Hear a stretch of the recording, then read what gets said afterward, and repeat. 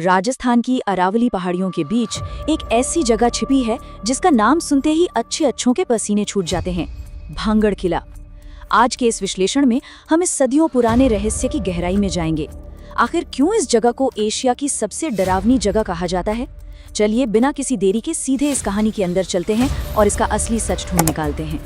The curse of Bhangarh, enter if you dare, यानी हिम्मत है तो अंदर आइए।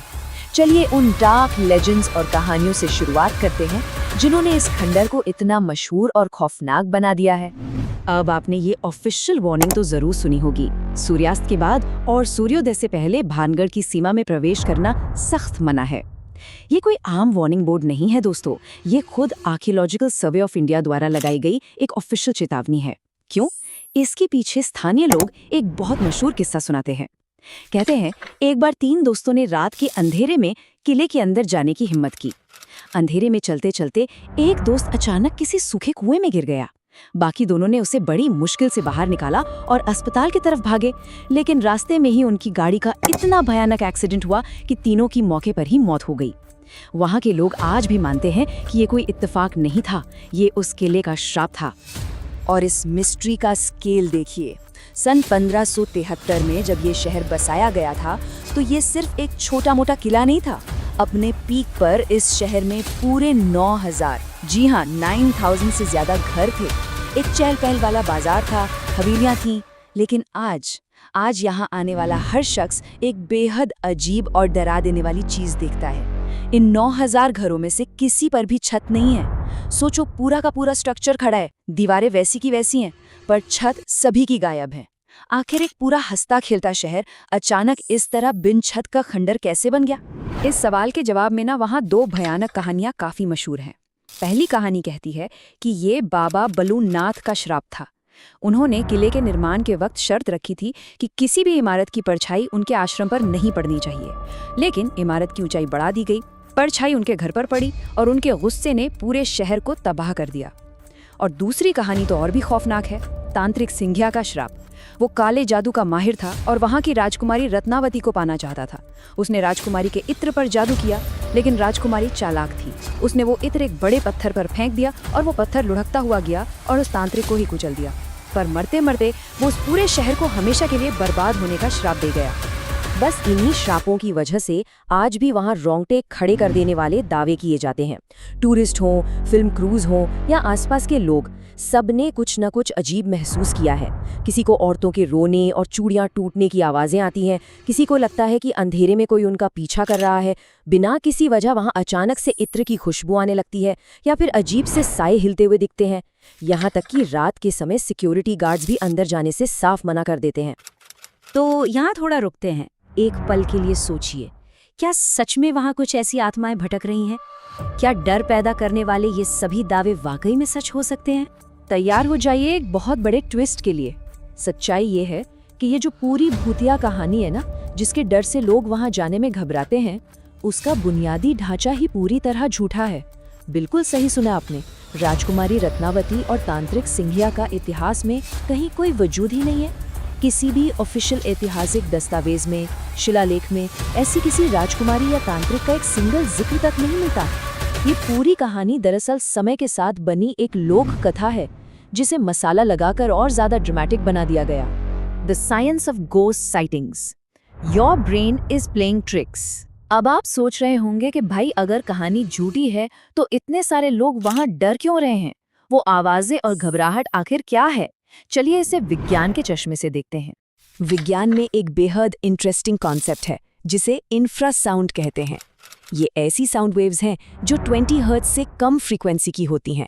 हम इंसान अपने कानों से इन्हें बिल्कुल नहीं सुन सकते, लेकिन हमारा शरीर इन्हें वाइब्रेशंस के रूप में जरूर महसूस कर लेता है। जब भानगढ़ की उन पुरानी पत्थर की दीवारों के बीच से तेज हवा गुजरती है या जमीन के अंदर हल्के फुल्के भूकंप के झटके आते हैं, क्योंकि वो एक अर्थक्वेक रिस्क जोन है, तो नेचुरली इंफ्रासाउंड पैदा होती है।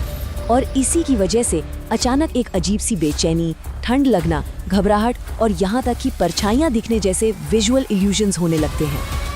उसके बाद एंट्री होती है हमारे दिमाग के एक खेल की, जिसे पैरेडोलिया कहते हैं। ये एक ऐसा साइकोलॉजिकल फिनोमेनन है जहां हमारा दिमाग रैंडम आकारों में पहचाने हुए पैटर्न्स ढूंढने लगता है। इवोल्यूशनरी रूप से ही हमारा दिमाग कुछ ऐसे प्रोग्राम हुआ है कि वो अंधेरे में किसी चेहरे या खतरे को पहचानना चाहता है। तो जब लोग रात के अंधेरे में टूटी हुई दीवारों या अजीब आकार के खंभों को देखते हैं तो दिमाग नेचुरली उन्हें किसी भूत या इंसानी आकृति में बदल देता है। और इन सबको आग लगाने का काम करता है सजेस्टिबिलिटी। सीधे शब्दों में कहें तो अगर आपको पहले से ही किसी चीज की उम्मीद दिला दी जाए तो आप वही महसूस करने लगते हैं। सोचिए, वहां जाने वाले हर एक इंसान के दिमाग में पहले से ये बात डाल दी जाती है कि भैया ये इंडिया की सबसे भूतिया जगह है। दिमाग पहले से ही डर वाले मोड में चला जाता है। उसके बाद वहां एक सूखा पत्ता भी हिलता है ना तो ऐसा लगता है कि पक्का कोई भूत चला गया। अगर हम इसको एक टेबल में रख के देखें तो साइंस ने हर मिथ का पुर्जा खोल दिया है। अंधेरे में घबराहट और ऐसा लगना कि कोई देख रहा है, वो इंफ्रासाउंड और इलेक्ट्रोमैग्नेटिक फील्ड्स का असर है। खंडरों में भूत की आकृतियां दिखना वो परिडोलिया है। और ये जो डर और हॉन्टेड एनकाउंटर्स की बातें हैं, ये पूरी तरह से सजेस्टिबिलिटी का नतीजा है। साइंस के पास हर एक डरावने एहसास का एक सॉलिड लॉजिकल जवाब है। The truth behind the warning, real dangers in the dark. तो फिर एक बहुत वैलिड सवाल उठता है, अगर भूत वूत कुछ नहीं है तो ये सरकारी बोर्ड और ASI की ऑफिशियल वार्निंग आखिर क्यों लगाई गई है? अंधेरे में ऐसा क्या खतरा है? असली वजह भूत नहीं, वाइल्ड एनिमल्स यानी जंगली जानवर हैं। भानगढ़ किले से सिर्फ 50 किलोमीटर की दूरी पर सरिस्का टाइगर रिजर्व स्थित है। रात होते ही वहाँ के बंगाल टाइगर्स, तेंदुए यानी लेपर्ड्स, लकड़बग्घे यानी हाइनास और बंदर किले के खंडर में और उसके आसपास आकर डेरा जमा लेते हैं। अंधेरे में किसी जंगली जानवर का शिकार बनने का खतरा बिल्कुल रियल है। और साथ ही वो पूरा किला इतनी खस्ता हालत में है कि अंधेरे में चलते हुए कहीं से भी कोई दीवार या पत्थर गिर सकता है। और वो जो औरतों की रोने और हंसने की आवाजें सुनाई देने का इतना बड़ा दावा किया जाता है, वो आवाजें आखिर कहाँ से आती हैं? दरअसल वो इन्हीं लकड़बग्गों की यानी हाइना की असली आवाजें होती हैं। लकड़बग्गों की नेचुरल आवाज बिल्कुल किसी इंसान के चीखने, रोने या एक बहुत ही डरावनी हंसी जैसी होती है। जब ये आवाजें उन पत्थर के खंडहरों में गूंजती हैं तो सुनने वाले के तो पसीने ही छूट जाते हैं। तो डर आत्माओं का नहीं, आसपास घूमते इन जानवरों का है। How this city really fail, history over mystery. अब एक फाइनल मिस्ट्री को सॉल्व करते हैं। अगर कोई जादू या श्राप नहीं था तो 9000 हवेलियों वाला एक इतना आबाद और बड़ा शहर आखिर इस तरह तबाह और बेछत कैसे हो गया? अगर हम इतिहास की सच्चाई पर नजर डालें तो कहानी कुछ और ही है। 1573 में इस शहर को बसाया गया, फिर धीरे धीरे नए किले बनने लगे और इसकी अहमियत कम होने लगी। 1720 आते आते जयपुर के राजा सवाई जयसिंह ने इस पर हमला किया और इसे जीत लिया, जिसके बाद ये बस एक आम छोटा सा शहर बनकर रह गया। लेकिन भानगढ़ के पूरे खात्मे का असली कारण कोई युद्ध नहीं था।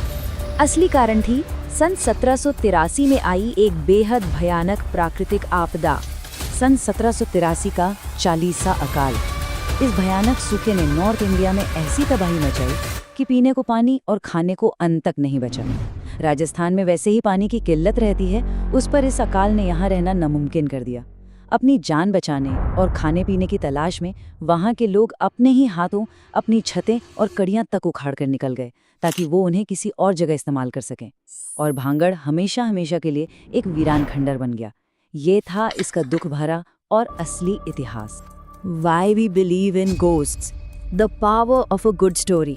एक आखिरी छोटा सा सवाल, जब सच्चाई इतनी सिंपल और साइंटिफिक है तो लोग आज भी इसे हॉन्टेड क्यों मानते हैं? हम फैक्ट्स पर बिलीव करने के बजाय इन डरावनी कहानियों पर क्यों यकीन कर लेते हैं? इस साइकोलॉजी को जरा इस डेटा से समझिए। करीब 50% वजह तो हमारा दिमाग ही है। हमारे दिमाग को नेचुरली विलेन्स और थ्रिलिंग स्टोरीज पसंद आती हैं। सूखा पड़ा और लोग चले गए, ये सच है, पर सुनने में बड़ा ही बोरिंग लगता है। वहीं तांत्रिक ने श्राप दिया, इसमें मजा आता है। दूसरा फैक्टर है 30% लोकल टूरिज्म इकोनॉमी। इंडिया की सबसे डरावनी जगह का टैग यहाँ हर साल लाखों टूरिस्ट खींच लाता है। बिजनेस बढ़ता है तो भला इस मिथ को कोई क्यों तोड़ना चाहेगा? और बाकी 20% क्रेडिट जाता है सोशल मीडिया वायरलिटी को। डर की कहानियां इंटरनेट पर आग की तरह फैलती हैं। इस विश्लेषण को आज हम महान साइंटिस्ट मैरी क्यूरी के एक बेहद खूबसूरत विचार के साथ खत्म करेंगे। उन्होंने कहा था, जिंदगी में किसी भी चीज से डरने की जरूरत नहीं है, उसे सिर्फ समझने की जरूरत है। अब वक्त है और ज्यादा समझने का, ताकि हम कम डर सकें। असल डर सिर्फ हमारी जानकारी की कमी में छिपा होता है। साइंस और सही फैक्ट्स डर के खिलाफ हमारे सबसे बड़े हथियार हैं। आशा है आज इस चर्चा ने भानगढ़ से जुड़े उस सालों पुराने डर को कुछ कम किया होगा। ऐसे ही रोचक फैक्ट्स के साथ हम आगे भी मिलते रहेंगे। तब तक के लिए तथ्य ढूंढिए और डर से आजाद रहिए।